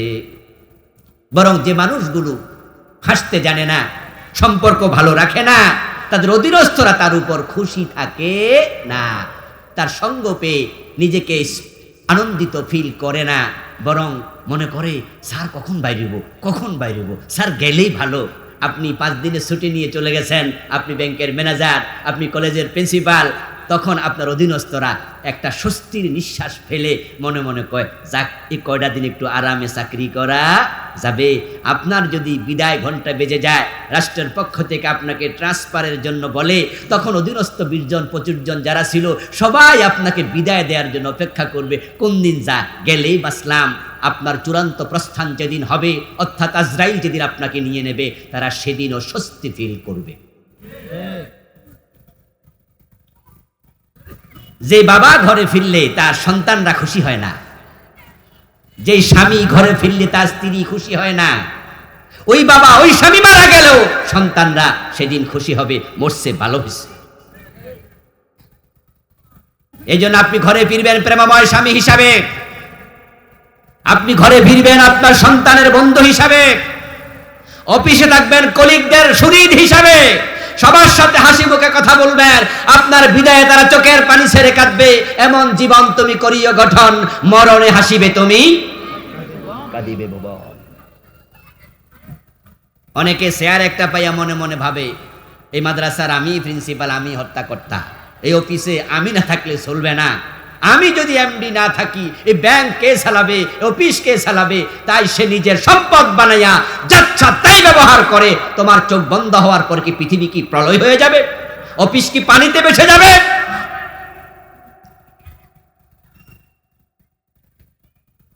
প্রসঙ্গে এসেছে কথাটুকু বলে দিলাম, হাসতে শিখুন। যারা হাসেন না তারা আজ থেকে হাসবেন, কারণ কারো সাথে হাসি মুখে কথা বললে রাসূলুল্লাহ বলছেন এটাও আল্লাহ আমল নামায় সাদাকার সওয়াব হিসাবে লিখে দেয়। আমার প্রিয় ভাইয়েরা, এবার আসুন কেন কথাটা বললাম। রাবি বলতেছেন রাসূলুল্লাহ সাল্লাল্লাহু আলাইহি ওয়াসাল্লাম স্বাভাবিকত মুস্কি হাসতেন, কিন্তু তোমাকে দুনিয়ার মতো 10 দুনিয়া জায়গা জান্নাতে দিয়ে দিলাম। এই হাদিস যখন সাহাবাদেরকে শোনালেন, আমার রাসূল সেদিন একটু জোরে হাসলেন। ওই হাসির কারণে বিশ্ব নবীর মাড়ির দাঁতও দেখা গেল। জান্নাতের মাঝে আল্লাহ এমন নিয়ামত বানাইছে যেটা আমরা কল্পনা করতে পারবো না। কালান নবিয়্যু সাল্লাল্লাহু আলাইহি ওয়াসাল্লাম, আদনা আহলিল জান্নাতি মানজিলাতান লাহু 80 আলফা খাদিম ওয়া 72 জাওজা। সবচেয়ে ছোট জান্নাতি যে হবে, আল্লাহ তার খেদমতের জন্য জান্নাতে খাদেম দেবেন 80,000। তাকে তৃপ্তি দেওয়ার জন্য, সঙ্গ দেওয়ার জন্য জান্নাতে স্ত্রী দেবেন 72 জন। ও রিকশাওয়ালা, ঠেলাওয়ালা, দিন মজুর, কুলি, গরিব ভাই শোনো, দুনিয়া তোমার কোনো খাদেম ছিল না, এটা আল্লাহ ভালো জানেন। খাদেম আসবে কোত্থেকে? গরিব মানুষ। টয়লেট যদি ময়লায় ভর্তি হইয়া যায়, মেথর ডাকে না, টাকা খরচ হবে। এত গরিব, নিজের টয়লেট নিজে পরিষ্কার করে এমন লোকও আছে না নাই? সেই পাবে কোথায় খাদেম? নিজের জুতার পিতা ছিঁড়ে গেছে, ওই স্যান্ডেলটা আবার সুতা দিয়া বেঁধে জোড়া লাগাইয়া পায়ে দেয়, এমন গরিব লোক আছে না নাই? নিজের কাপড় নিজে ধোয়। আমার বন্ধু ঢাকায় রিক্সা চালায়, সারাদিন পরিশ্রম করে রিক্সাটা বিকাল বেলায় সন্ধ্যা বেলায় রেখে নিজে রান্না করে নিজের খাবার খায়, এমন গরিব মানুষও আছে। খাদেম পাবে কোথায়? ইমানের উপরে থাকো ও গরিব ভাই, হারাম খাইও না, নামাজ কাজা করিও না। তোমার খেদমতের জন্য আল্লাহ তোমার জন্য কমপক্ষে ৮০,০০০ খাদেম দেবে। قال النبي صلى الله عليه وسلم, আল্লাহর হাবিব বলছেন, ওয়াসনাতান ওয়া সাবউনা যাওজান, তোমাকে ৭২ জন হুর দেবে। গরিব মানুষেরা সুন্দরী মেয়ে বিয়ে করতে পারে না, কমই পারে। কারণ যাদের মেয়ে সুন্দরী, ওই সুন্দরী মেয়ের বাবা গরিবের কাছে বিয়ে দিতে চায় না। সুন্দরী মেয়ের বাবা স্বাভাবিকত বলে, না না, এর কাছে আমার মাইয়া বিয়ে দিব কেন? আমি তো একটা চাকরিওয়ালা ছেলেও পাইতে পারি, মেয়ে যেহেতু সুন্দর আছে, তো একটু দেখি না, ২-৪ জন দেখে বিয়া দেই, এ গরিবের কাছে দেব কেন? তাই গরিবেরা চাইলো তারা আসলে সুন্দরী মেয়ে বিয়ে করতে কমই পারে। আল্লাহ তাআলা জানে এই গরিবটাই তো ইমানের উপরে থাকবে বেশি। রাসূলুল্লাহ বলেছেন, আমি জান্নাতে ঢুকেছি মেরাজের রাতে, ফারাআইতু আকসারা আহলিহাল ফুকারা, জান্নাতে গিয়ে দেখি দুনিয়ার গরিবেরাই জান্নাতে অধিকাংশ। সুবহানাল্লাহ। ধৈর্য ধরো প্রিয় ভাই, সুন্দরী বউ পাওনি, কিন্তু পরনারীর প্রতি চোখ দেওয়া দরকার নাই। ফরকিয়া করিও না, হারাম নারীর দিকে হাত বাড়াইও না। ধৈর্য ধরো, তোমার চোখ বন্ধ হওয়ার সাথে সাথে জান্নাত মিলে যাবে। তোমার জান্নাতে তোমাকে ৭২ জন হুর দেবে, আর জান্নাতি হুর এত সুন্দর হবে।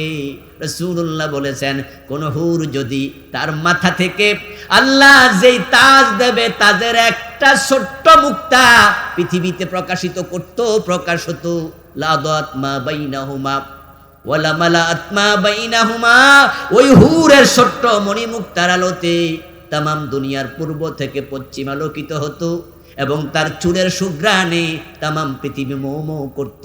ওই হুরের গায়ে ৭০টা কাপড় থাকবে, তার দেহ এত সুন্দর হবে, ৭০টা কাপড় ব্যাত করে তার পায়ের নালার সৌন্দর্য বেরিয়ে যাবে। জান্নাতে তুমি ঢুকবা। রাসূলুল্লাহ বলেছেন, ইন্নার রাজুলা ফিল জান্নাহ লা ইয়াত্তাকি ৭০ সানা ক্বাবলা আন ইয়াতাহাওয়ালা, জান্নাতে ঢোকার পরে ফেরেশতা তাকে যখন বসতে দেবেন, সে গিয়ে জান্নাতি সোফার মাঝে বসবে। এত মজার সোফা কোনোদিন কেউ দেখে নাই, কোনোদিন কেউ বসে নাই। সে এদিক থেকে ওই দিকে ফেরার আগে এক বসাতে ৭০ বছর চলে যাবে। সে তন্ময় হয়ে শুধু তাকাবে আর দেখবে, কোথায় আসলাম, কোথায় বসলাম।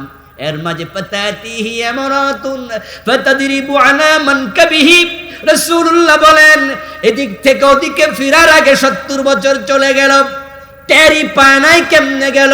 পিছন থেকে একজন জান্নাতি হুর আসবে, এসে তার কাঁধের মাঝে টাচ করবে, হাত রাখবে। সে তখন পিছনে যখন মুখ ফিরাবে, ফাতুসাল্লিমু আলাইহি, তখন ওই হুর তাকে সালাম দিয়ে বসবে, আসসালামু আলাইকুম বলে। সে আশ্চর্য হয়ে তার দিকে তাকাবে, ফায়াকুলু লাহা মান আনতি, ফাতাকুলু আনা মিনাল মাজিদ। সে আশ্চর্য হয়ে তাকাবে, এমন মহিলা তো দুনিয়ায় কোথাও দেখি নাই। তখন ওই মহিলার প্রশ্ন করবে, তুমি কে, কে তোমার পরিচয়? ওই মহিলা বলবে, আমি হলাম তোমার জন্য আল্লাহর পক্ষ থেকে পুরস্কার। সুবহানাল্লাহ বলেন।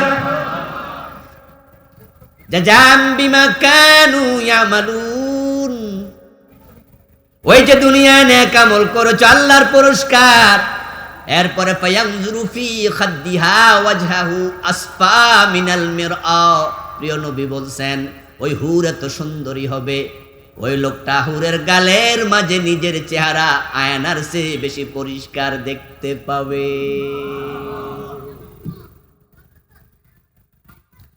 আচ্ছা, দুনিয়াতে যত সুন্দরী মহিলা হোক, কোন মহিলার গালে আমাদের চেহারা দেখা যায়? এটা কি হয়? যত সুন্দরী মহিলা হোক না কেন, যদি সুন্দরী মহিলা কাপড় পরিধান করে, তার দেহের সৌন্দর্য কি একটা কাপড় ভেদ করে বের হয়? আল্লাহ যে কি বানাইছে আল্লাহ জানে। জান্নাতের সাথে মানুষের দুনিয়া কিচ্ছুর কল্পনা চলবে না। কালান নবী সাল্লাল্লাহু আলাইহি ওয়াসাল্লাম, ইন্না ফিল জান্নাতি মিআতা দারাজা। ও দুনিয়ার মানুষ, টাকা পয়সার জন্য হারাম খাচ্ছ কেন? কি করবা? একটা বাড়ি বানাবা? টাকা হইলে কি করে মানুষ ঢাকায় বাড়ি বানায়? পয়সা আর একটু বেড়ে গেলে হয়তো সিঙ্গাপুরে, মালয়েশিয়া, কানাডায় না আমেরিকায় বাড়ি বানান। আজকের পৃথিবীতে যে যত বড় বাড়ি বানিয়েছে, 100 তলা বাড়ি পৃথিবীর কোনো মানুষের নাই। হ্যাঁ, পৃথিবীতে 100 তলার উপরে বিল্ডিং আছে, বুর্জ। দুবাইতে সবচেয়ে বড় বিল্ডিং পৃথিবীর, ওই বুর্জ যে টাওয়ারটা আছে, এটার মালিক কিন্তু একজন ব্যক্তি না, এটা মাল্টিন্যাশনাল কোম্পানি তার মালিক। মালয়েশিয়া আছে টুইন টাওয়ার, এত উঁচু। আমি আজ থেকে আরো 8-10 বছর আগে মালয়েশিয়া গিয়েছিলাম, তো ওখানে ওই টুইন টাওয়ারের পাশে গিয়ে দাঁড়ালাম, দাঁড়াইয়া সেটার উপরেরটা দেখব। তো কাছাকাছি দাঁড়ানোর কারণে উপরেরটা আমি দেখতে পাচ্ছি না, সূরা দেখা যায় না, দূর থেকে দেখা যায়, কাছে যাওয়ার পর আর পাচ্ছি না, এত উঁচু। তো একজন ভাই আমার সাথে বাঙালি আমারে বলল যে হুজুর, টুপিটা খুইলা তারপরে বইয়া থাক, কারণ এত টুপি পরে যাবে। টুইন টাওয়ারের মালিক মাল্টিন্যাশনাল কোম্পানি।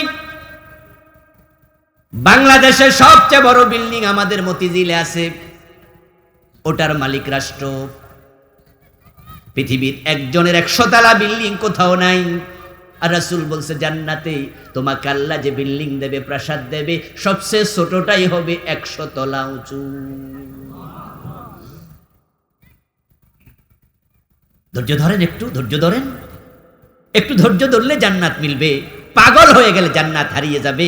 এটা চাই, ওটা চাই, সামনে যা আছে খাবো, সামনে যা আছে পকেটে ঢুকাবো, হালাল হারাম বাঁচবো না, এটা মুমিনের জীবন হতে পারে না। আমার প্রিয় ভাই, হযরত আবু হুরায়রা রাদিয়াল্লাহু তাআলা আনহু দাঁড়িয়ে গেলেন, বিশ্বনবীর বক্তৃতা শুনে, ইয়া রাসূলুল্লাহ, জান্নাতে 100 তলা বিল্ডিং, মা বাইনা কুল্লি দারাজাতাইনি কামা বাইনা সামাই ওয়াল আরদ। প্রিয় নবীজি বলছেন, এক একটা ফ্লোর এত উঁচু হবে, একটা থেকে আরেকটার উচ্চতা হবে জমিন থেকে আকাশ পরিমাণ উঁচু। কেমনি কি? قال ابو هريره يا رسول الله وما بناؤها। হে রাসূল, আমি বুঝলাম এত বড় বিল্ডিং আল্লাহ আমাদের জন্য বানাইছে, আমি জানতে চাই আল্লাহ কি দিয়ে বানাইছে। রাসূলুল্লাহ জবাব দেন, লাবানাতুম মিন যাহাবিন। আবু হুরায়রা শোনো, জান্নাতের একটা ইট হবে স্বর্ণের, আর একটা হবে রূপার তৈরি। পৃথিবীতে স্বর্ণের তৈরি কারো বিল্ডিং আছে নাকি? এটা হয় না। পৃথিবীর কারণে শুধুমাত্র স্বর্ণের তৈরি, রৌপ্যের তৈরি ইট নয়। وملاؤها المسك الأزفر وتربتها الزعفران وحسبه اللؤلؤ والياقوت। আমার রাসূল বলতেছেন, শোনো, ওই বিল্ডিং বানানোর জন্য ইট হবে, ইটের সাথে সিমেন্ট লাগবে, বালি লাগবে, পানি লাগবে। সেখানে যে বালিগুলা হবে, বালিগুলো হবে জাফরান। যে কংক্রিট ব্যবহার করা হবে সেগুলো হবে ইয়াকুত পাথর। এগুলোর মিশ্রণের জন্য যে পানি দেয়া হবে সেটা হবে মিসকে আম্বার। জান্নাতের ওয়াল থেকে চিরদিন শুধু মিসকের সুগন্ধ বের হতে থাকবে। জান্নাতান মিন যাহাবিন ওয়া আনিয়াতুহুমা ওয়া মা ফীহিমা ওয়া মিন ফিদ্দাতিন আনিয়াতুহুমা ওয়া মা ফীহিমা। আমার রাসূল বলতেছে, এবার শোনো, এমন জান্নাত আল্লাহ তোমাকে দেবে, ওই জান্নাতের শুধু ওয়াল স্বর্ণের নয়, এর ভিতরে গটি বাটি পান পাত্র যা আছে, সোফা আছে, খাট আছে, চেয়ার আছে, পান পাত্র আছে, সব হবে স্বর্ণের তৈরি, সব হবে রূপার তৈরি। মাহফিল জান্নাত মিন শাজারাতিন ইল্লা ওয়াসাকুহা মিন যাহাবিন, জান্নাতে গাছগাছালি হবে, ওই গাছগুলোর কাণ্ড ডালপালাও হবে স্বর্ণের তৈরি।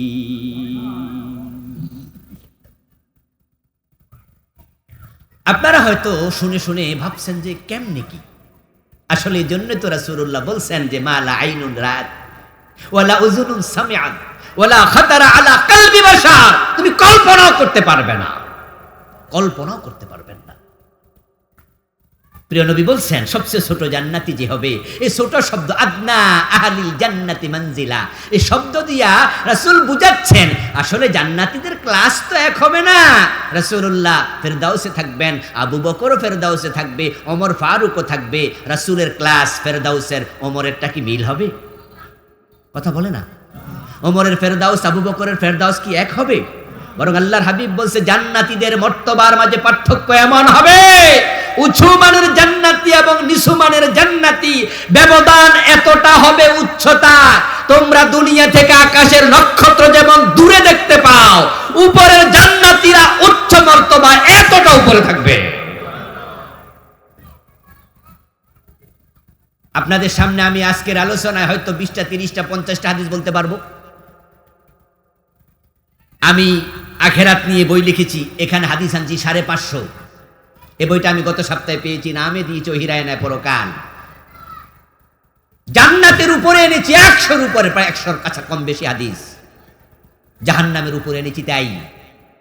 এগুলো পড়তে গিয়ে মাঝে মাঝে থমকে দাঁড়িয়েছি, আল্লাহু আকবার, আল্লাহু আকবার, আল্লাহ কি বানায় রাখছে আমাদের জন্য। প্রিয় নবী সাল্লাল্লাহু আলাইহি ওয়াসাল্লাম বলতেছে, আদনা আহলিল জান্নাতি মানজিলাতান লিমান ইয়ানজুরু ইলা সুরুরিহি ওয়া জিনানিহি ওয়া খুদ্দামিহি মাসিরাতা আলফ সানা।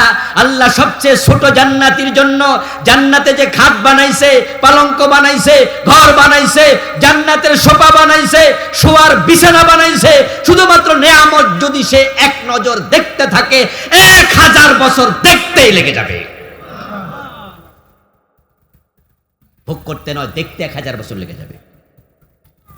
আমার প্রিয় ভাইয়েরা, এই জান্নাত ভোগ করার জন্য আল্লাহ তাআলা আপনাকে আমাকে যখন জান্নাতে দেবেন, সেখানে কত রকমের খাবার থাকবে রাসূলুল্লাহ বলছেন। সেখানে তুমি যা পাবে, যা চাইবে তা পাবে। ওয়ালাকা ফিহা মাশতাহাত আইনুক মাশতাহাত নাফসুক ওয়া লাযযাত আইনুক।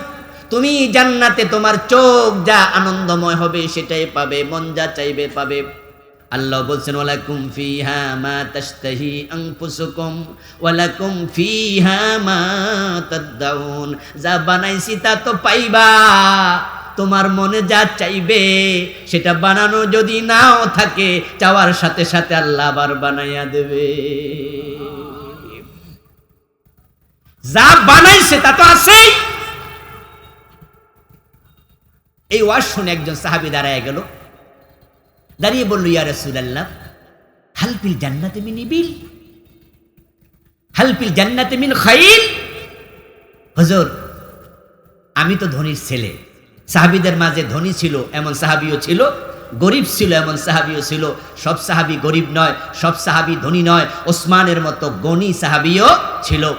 আজকের যুগে মুসলমানদের মাঝেও পাজারো জিপ আছে, মুসলমানের সন্তানের ল্যান্ড ক্রুজার আছে, মার্সিডিজ বেঞ্জের গাড়ি আছে, এমন মুসলমানের সন্তানও আছে। সবাই ধনী নয়, সবাই গরিব নয়। এক সাহাবী, উনার ছেলে খুব ধনী ছিল, ধনী মানুষ। ইয়া রাসূলুল্লাহ, আমি তো বাজারে গেল ঘোড়া নিয়ে যাই। তৎকালীন যুগে ঘোড়া ছিল সবচেয়ে দামি বাহন। বাহন ছিল 3টা, হয়তো ঘোড়া, না হয় গাদা, না হয় ওট। লম্বা সফরে ওট নিয়ে যেত। আর স্বাভাবিকত বোঝা বহনের জন্য গাদা ব্যবহার করা হতো। আর যারা একটু শৌখিন মানুষ, তাদের সফরে তারা ঘোড়া ব্যবহার করতেন। ইয়া রাসূলুল্লাহ, আমি যদি জান্নাতে যাই, হাল ফিল জান্নাতি মিন খাইল, সেখানে কি ঘোড়া আছে? قال النبي صلى الله عليه وسلم دخلك الله الجنة فلا تشاء فيها আন তাহমিল আলা ফারাসিম মিন ইয়াকুতাতিন হামরা ইল্লা ফাআলতা। আল্লাহর হাবিব জবাবে বললেন, ও মিয়াম, আমি নবী মুহাম্মদ দোয়া করে দিলাম আল্লাহ যেন তোমাকে জান্নাত দেয়। সুবহানাল্লাহ পড়েন। বেটার সৌভাগ্য কত! প্রশ্ন করলো কি, আর শুরুতে কেমন একটা দোয়া পাইয়া গেল। আদখালাকাল্লাহুল জান্নাহ, আল্লাহ তোমাকে জান্নাত দেখ। এবার শোনো, ফালা তাশাউ আন তাহমিলা ফিহা আলা ফারাসিন ইয়াকুতাতিন হামরা মিন ইয়াকুতাতিন হামরা। জান্নাতে যদি যাও, যাওয়ার পরে তুমি তোমার আল্লাহকে বলো, আল্লাহ আমাকে জান্নাতে একটা লাল ঘোড়া দেন, যেটা রক্ত এবং মাংসের তৈরি হবে না। দুনিয়ায় তো সব ঘোড়া রক্ত মাংসের তৈরি, আমি বরং লাল ইয়াকুত পাথরের ঘোড়া চাই। দুনিয়ার ঘোড়া তো মাটির উপর দৌড়ায়, আমি এমন ঘোড়া চাই যে ঘোড়া আকাশ দিয়ে উড়ে বেড়াবে। আমার রাসূল বলেন, লাল ইয়াকুত পাথরের আকাশে উড়া ঘোড়া যদি চাও, চাইতে দেরি আল্লাহ সেটাও দিতে দেরি করবে না।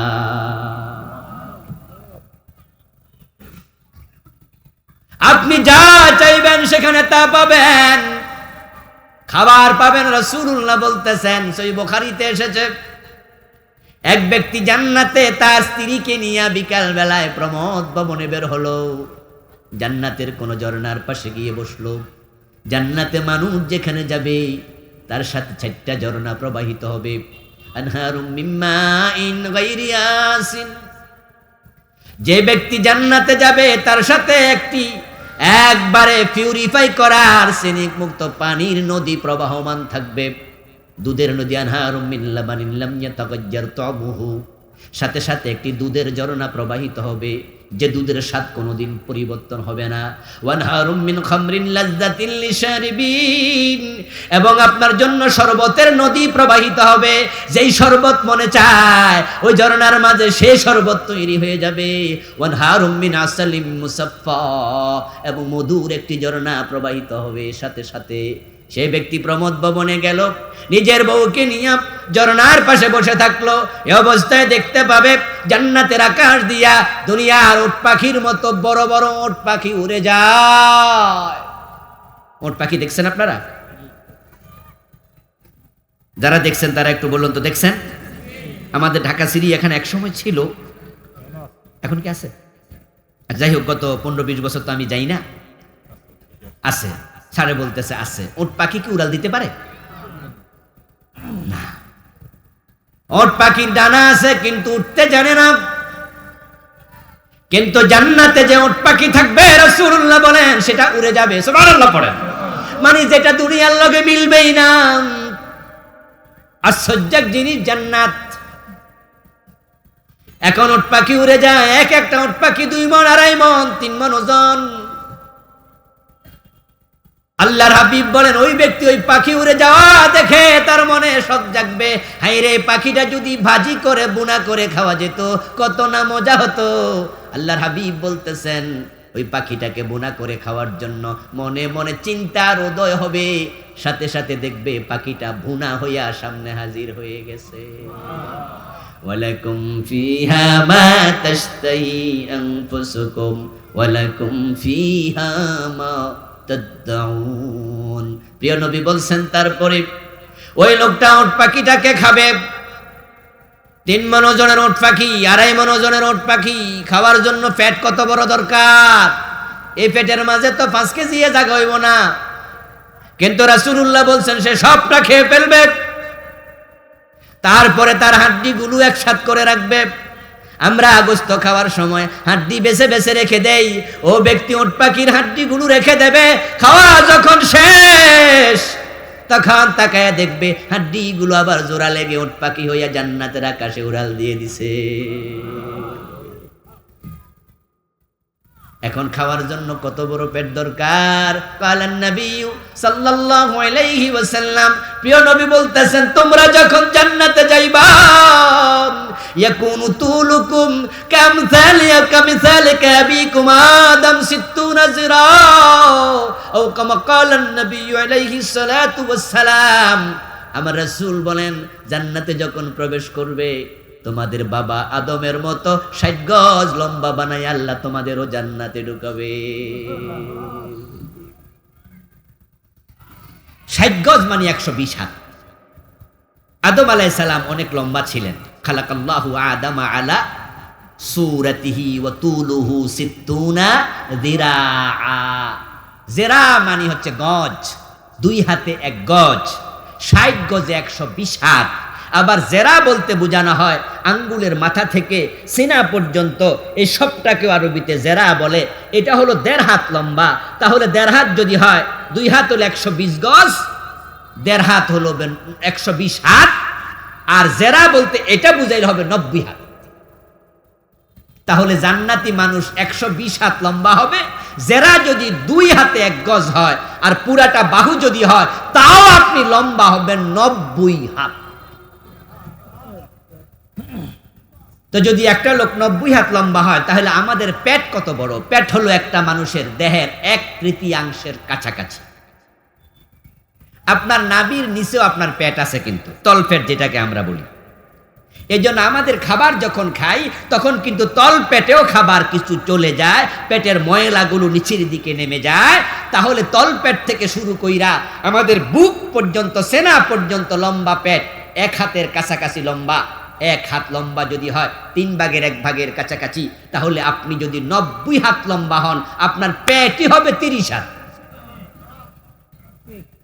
এর মানে কি দাঁড়ালো? মানে দাঁড়াইলো জান্নাতের নিয়ামত যেন মনের মতো খাইতে পারেন, আল্লাহ আগে একটা বড় ড্রামের ব্যবস্থা। কারণ জান্নাতে নিয়ামতে ভরা। কুতুফুহা দানিয়া।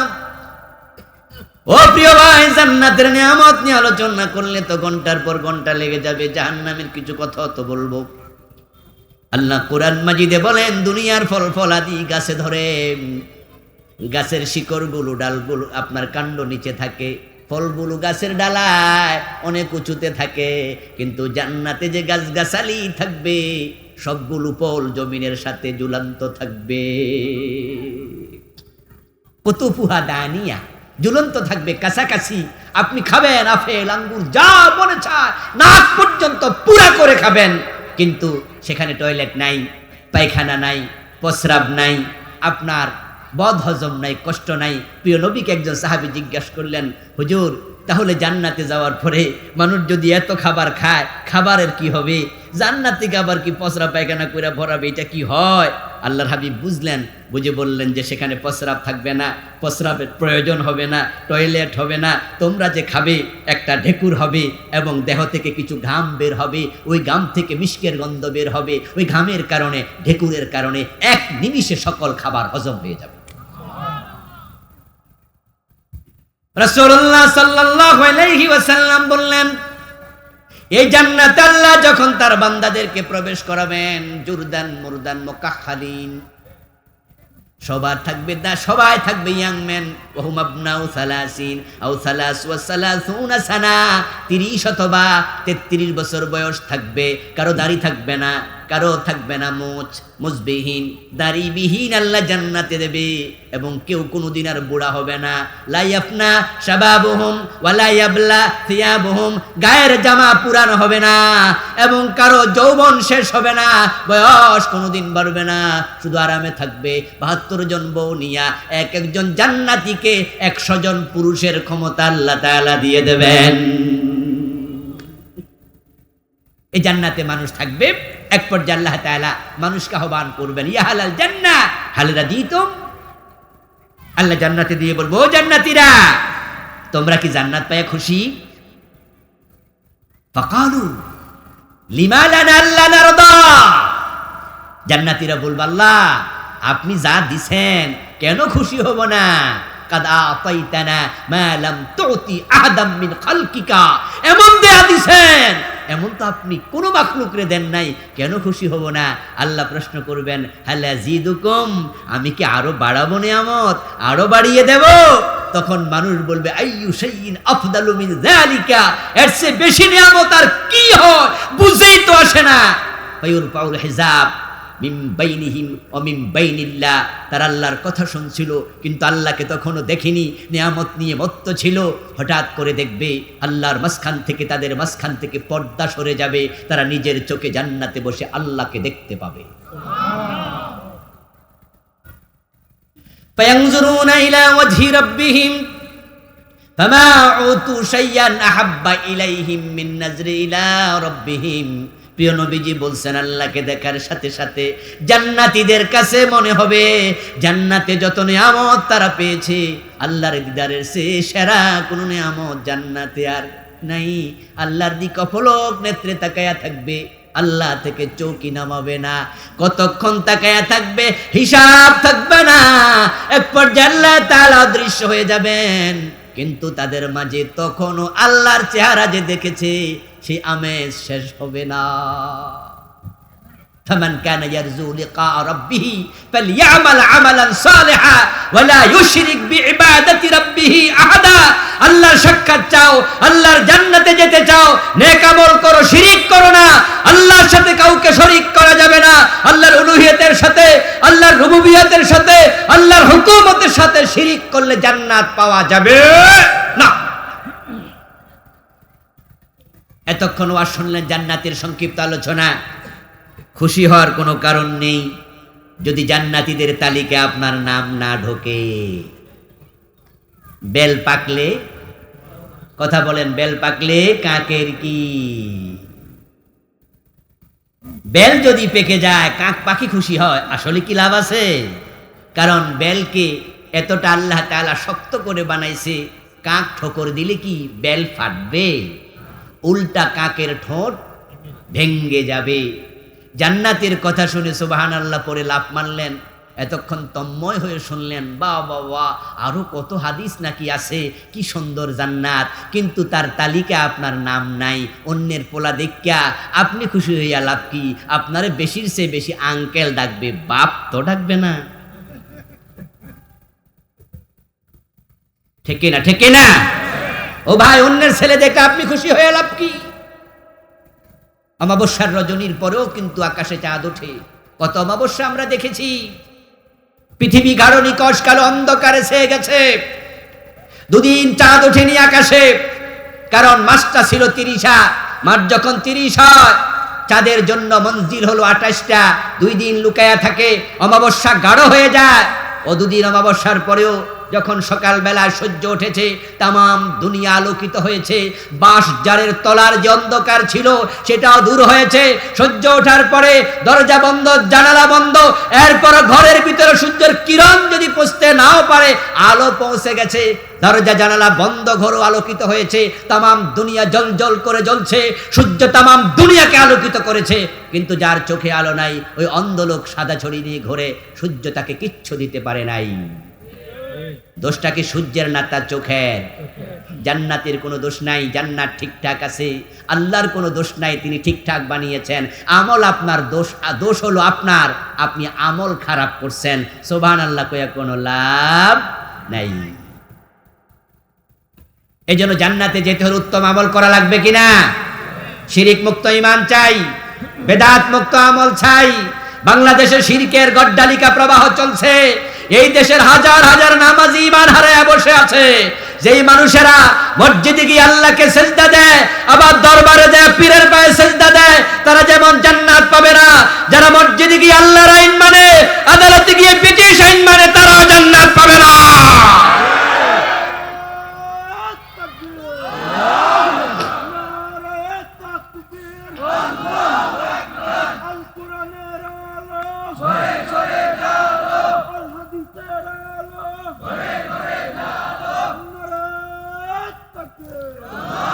আমার প্রিয় ভাইরা, আদালতে ব্রিটিশ আইন চলছে। এ 52 বছরে আল্লাহর আইন চলে না। এই জন্য আল্লাহর আইনকে পরাজিত দেখে, আল্লাহর আইনের অবস্থা বেগতিক দেখে যাদের কলিজায় ব্যথা নাই, তারা আল্লাহর সাক্ষাৎ পেলে কি জবাব দেবা সেটা ভাবা দরকার আছে কিনা। ফামান কানা ইয়ারজু লিকা রাব্বিহি ফালইআমাল আমালান সালিহা।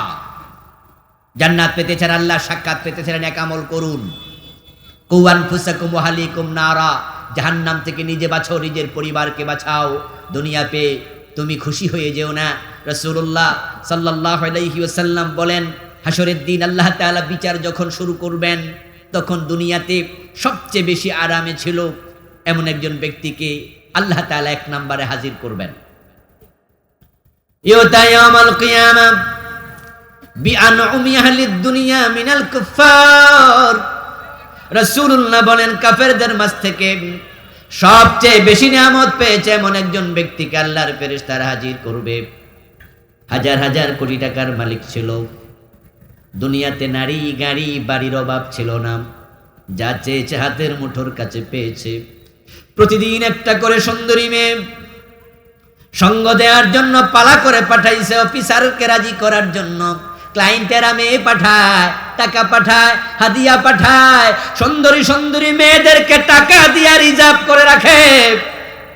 কেমন অফিসারকে খুশি করবে খবর নেয়, কয় না অফিসার তো মেয়ে পছন্দ করে না, বুড়া অফিসার, বয়স হয়ে গেছে 58-59 বছর, এখন কিন্তু চাকরি আছে 1 বছর, বেটার কাছে সুন্দরী মাইয়া পাঠাইয়া লাভ কি, বেটা তো বুড়া হয়ে গেছে। তাহলে তাকে ঘুষ দাও টাকা। আর ইয়াং অফিসার, তাহলে তাকে ঘুষ টাকা এবং নারী দুইটায় দাও। প্রতিদিন নতুন নতুন করে গাড়ি পাল্টাইছে, সুট পাল্টাইছে, নিয়ামতের অভাব ছিল না। পৃথিবীতে সবচেয়ে বেশি নিয়ামত যে পেয়েছে, নাম্বার 1 যার সিরিয়াল, রাসূলুল্লাহ বলেন তাকে হাজির করা হবে। বিচার শুরু হয়নি, ফায়াকালু, তারপর বলা হবে উগমসুহু ফিন্নারি গামসাতান। ও ফেরেশতারা, বিচার হবে পরে। এই লোকটা দুনিয়ায় সবচেয়ে আরামে ছিল, আমি আল্লাহ অর্ডার করছি তাকে একটু জাহান্নামে প্রবেশ করাও। 1 সেকেন্ড, কয়েক সেকেন্ডের জন্য, কয়েক মুহূর্তের জন্য, তারপরে জাহান্নাম থেকে আমার সামনে তাকে নিয়ে আসো। ফেরেশতারা লোকটাকে জাহান্নামে প্রবেশ করাবে, তারপরে আল্লাহর সামনে হাজির করবে। এবার আল্লাহ তাআলা তাকে বিচার না করে প্রশ্ন করবেন, ইয়া ফুলান, ও অমুক, আল্লাহর অমুক বান্দা, অমুক নাম ধরে বলবেন, দুনিয়াতে তুমি কি কি নিয়ামত ভোগ করেছো আমার একটু জানাও দেখি।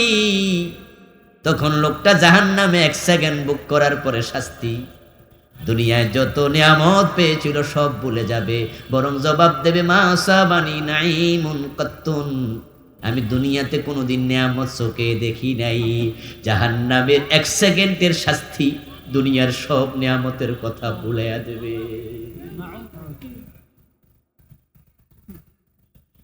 ও ভাইরা, এমন জাহান্নাম আল্লাহ বানাইছে যার আগুনকে তিনি উত্তপ্ত করেছে 3000 বছর লাগাতার। প্রথম 1000 বছর উত্তপ্ত করার পরে সেটা হয়ে গেছে সাদা, এরপর আবার 1000 বছর উত্তপ্ত করেছে, সেটা হয়ে গেল লাল। সুম্মা উকিদা আলাইহা আলফাসানা, তারপর আবার 1000 বছর উত্তপ্ত করেছে, ফাহিয়া সাউদা মুজলিমা, এটা হয়ে গেছে কালো।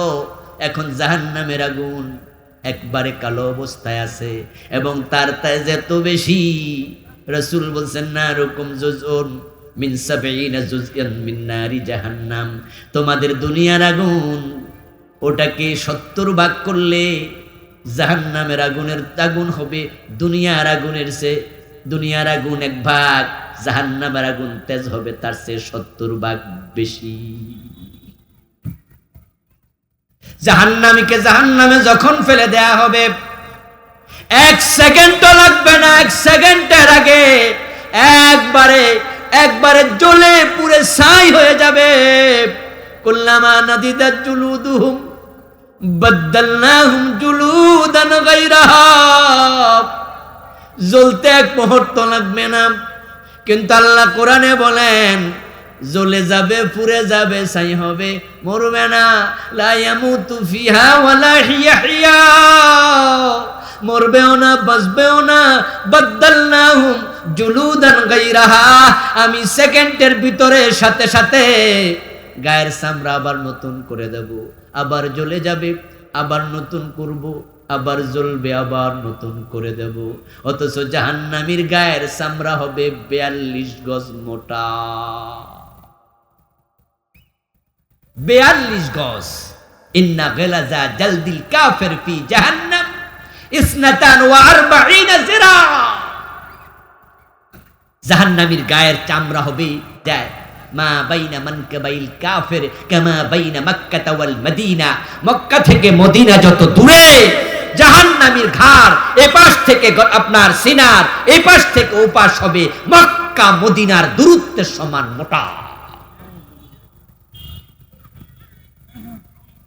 কিন্তু জাহান্নামের আগুন এতটা উত্তপ্ত হবে যে ওখানে ফেলার সাথে সাথে পুরা বডিটা বুনা হয়ে যাবে। আল্লাহ আবার সতেজ করে দেবেন, আবার হবে, আবার চলবে। জাহান্নামী জাহান্নামের আগুনে কষ্টে আল্লাহ তাআলার কাছে পানি প্রার্থনা করবে, এমন পিপাসা লাগবে, পিপাসায় কাতর হয়ে বলবে আল্লাহ পানি দাও। এই ইস্তাগীসু ইউগাসু বিমাইন কালমুহুল ইয়াশবিল উজুব ওয়া ইউসাব্বু মিন ফাওকি রুসিহিমুল হামীম ইউসহারু বিহি মা ফি বুতুনিহিম ওয়াল জুলুদ।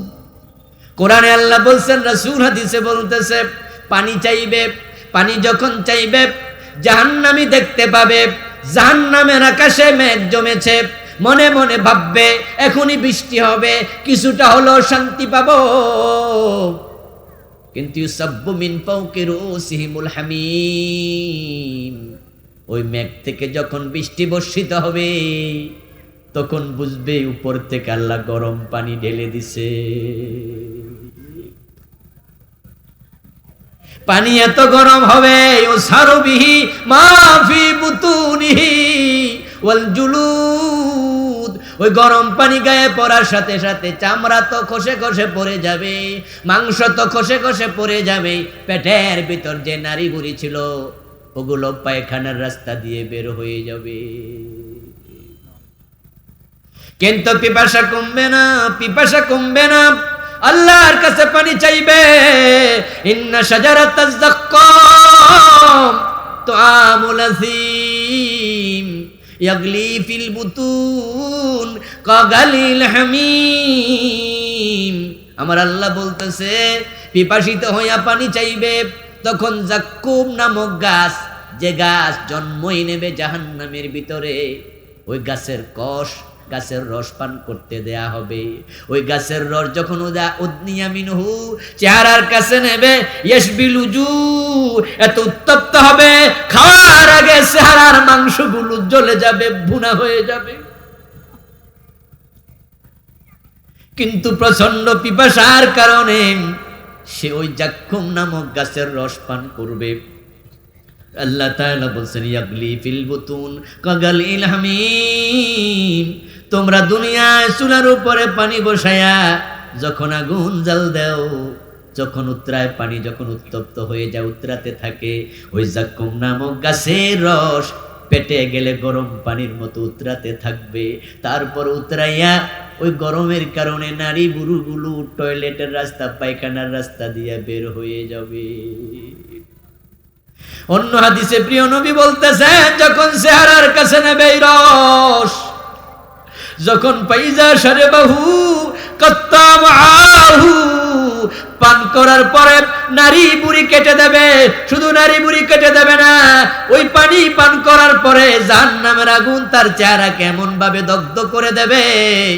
উপরে ঠোঁট জ্বলতে জ্বলতে মাথার মাঝখানে এসে যাবে, নিচের ঠোঁট জ্বলতে জ্বলতে নাভি পর্যন্ত চলে যাবে, আবার ঠিক করে দেবে, আবার জ্বলবে, আবার ঠিক করে দেবে, আবার জ্বলবে। যে মানুষগুলো জাহান্নামী হয়ে যাবে, শুধু আগুনে জ্বালানো হবে না, জাহান্নামের মাঝে আল্লাহ তাআলা অনেক বড় বড় বিচ্ছু ঢুকায়া দেবে। রাসূলুল্লাহ সাল্লাল্লাহু আলাইহি ওয়াসাল্লাম বলেছেন, তোমাদের যে বড় বড় খচ্চর আছে, ওই খচ্চরের মতো বড় বড় বিচ্ছু জাহান্নামে থাকবে। তালসাউ ইহদাহুন্নাল লাসআতা ফায়াজিদু হামওয়াতাহা 40 খারিফা। ওই আগুনের ভিতরে, গরম পানির শাস্তির ভিতরে ওই বিচ্ছুগুলো সবল মারবে। 100 বলের ব্যথা 40 বছর ধরে চলবে, কিন্তু প্রতি সেকেন্ডে সবল মারতেই থাকবে। কত ধরনের শাস্তি আল্লাহ জাহান্নামের ভিতরে বানিয়েছে, যেটা কল্পনাতীত, মানুষ কল্পনাও করতে পারবে না। এজন্য আল্লাহ তাআলা বলছে ফাত্তাকুন নার, জাহান্নাম থেকে বেঁচে থাকো। জাহান্নাম থেকে বাঁচতে চাইলে আমল করো, আমল করো। ঈমান এবং আমল এই দুটাকে যারা পুঁজি হিসাবে গ্রহণ করবে তারাই আল্লাহর জান্নাত পাবে, জাহান্নাম থেকে বাঁচবে। আল্লাহ তুমি আমাদের সকলকে ওইভাবে ঈমান এনে ওইভাবে আমল করার তৌফিক দাও। সবাই বলেন আমিন। হাদা মা ইনদি ওয়াল ইলমু ইনদাল্লাহ আলাইহি তাওয়াক্কালতু ওয়া ইলাইহি উনীব।